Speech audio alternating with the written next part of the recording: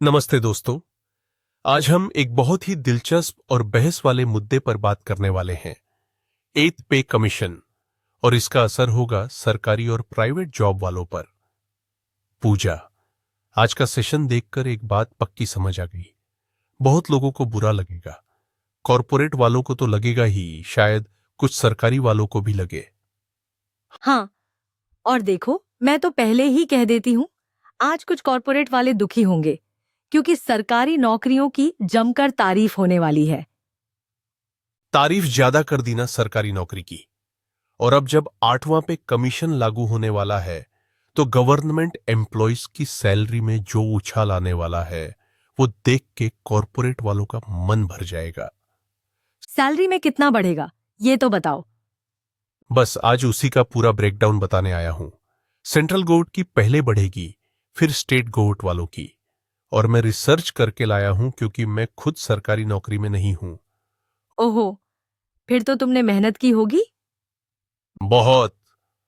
और कोशिश यह है कि देसी भाषा में सब समझा सकूं। एक बात तो तय है, जब मैंने ये सारा डेटा देखा तो समझ में आया कि एक सरकारी चपरासी भी कई कॉरपोरेट वालों से ज्यादा कमाता है। अरे रुको रुको, चपरासी बीटेक वालों से ज्यादा? हां, इन्फोसिस, टीसीएस जैसी कंपनियों में जो टाई कोट पहन के जाते हैं ना, उनसे ज्यादा सैलरी और बैंक बैलेंस सरकारी कर्मचारी का होता है। तुम खुद सोचो, basic salary, DA, HRA, transport allowance, सब कुछ जोड़ो। तो ये 8वां पे कमीशन क्या है? देखो, हर 10 साल में पे कमीशन आता है। सिक्स्थ पे, फिर सेवेंथ आया 2014 में, और अब 8th 2006 में आएगा। इसका सबसे जरूरी हिस्सा होता है फिटमेंट फैक्टर, वो क्या होता है? एक तरह का गुणांक। जैसे सेवेंथ पे में 2.5% था, यानी अगर किसी की बेसिक सैलरी RS 1000 थी तो वो सीधा RS 80,000 हो गई। वाओ, तो 8 पे में क्या उम्मीद है? कर्मचारी चाहते हैं कि फिटमेंट फैक्टर 3.68 हो जाए। अगर ऐसा हुआ तो जिसकी अभी बेसिक RS 18,000 है, वो सीधा RS 66,000 तक पहुंच सकती है। पगला गए हो क्या, इतनी सैलरी? हाँ, और ये तो सिर्फ बेसिक है। डीए, एचआरए, टीए सब जोड़ो तो सैलरी और भी ऊपर जाती है। डीए कितना होता है? हर 6 महीने में बढ़ता है, आमतौर पर 3% से 4% हर बार। साल का लगभग 7-8%। मतलब सरकार खुद कहती है, महंगाई बढ़ी है, लो भैया तुम्हारा भत्ता बढ़ा दिया। कॉर्पोरेट में तो ऐसा कुछ नहीं होता। यही तो बात है। इन्फोसिस में फ्रेशर की सैलरी 2014 में थी 3.2 लाख। 2024 में बस 3.6 लाख। सिर्फ 30% बढ़ी 10 साल में। और टीसीएस?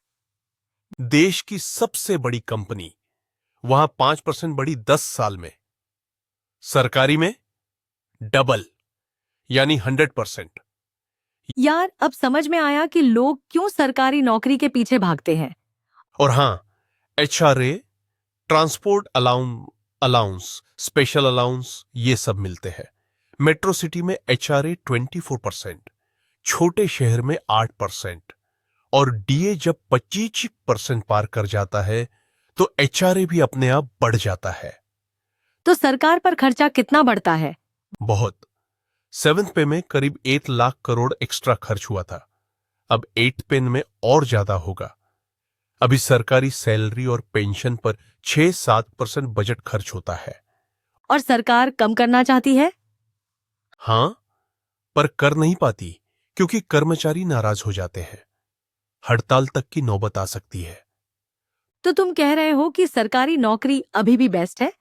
बिल्कुल। अगर तुम सैलरी ग्रोथ, सिक्योरिटी और बेनिफिट्स को देखो तो सरकारी नौकरी कॉरपोरेट से कहीं ज्यादा फायदेमंद है। वहां शो ऑफ है, रियल इनकम कम। ठीक है, आज के लिए इतना ही। अगली बार और धमाकेदार टॉपिक लाएंगे। नमस्ते। नमस्ते।